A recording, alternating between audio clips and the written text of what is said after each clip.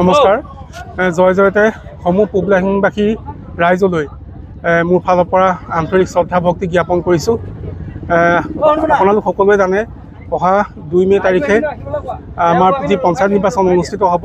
আজি প্ৰচাৰৰ শেষ দিন হিচাপে আমি আমাৰ পূবলাহিংবাসী সমূহ সমৰ্থকক লগত লৈ আজি আমাৰ প্ৰচাৰ কাৰ্য যিহেতু 4টা বজাত শেষ হ'ব, গতিকে আজি অন্তিম দিনা আমি আমাৰ সমৰ্থকসকলৰ সৈতে এটি বাইক আৰু গাড়ীৰে এটা আমি ৰেলী কৰিছোঁ।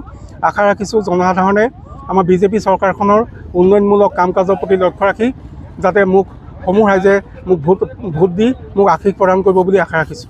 আমি পৰাপক্ষত 10টা ৱাৰ্ডে আমি ঘূৰিছোঁ। মোৰ বিশ্বাস জনসাধাৰণে যথেষ্ট সঁহাৰি মোক দিছে।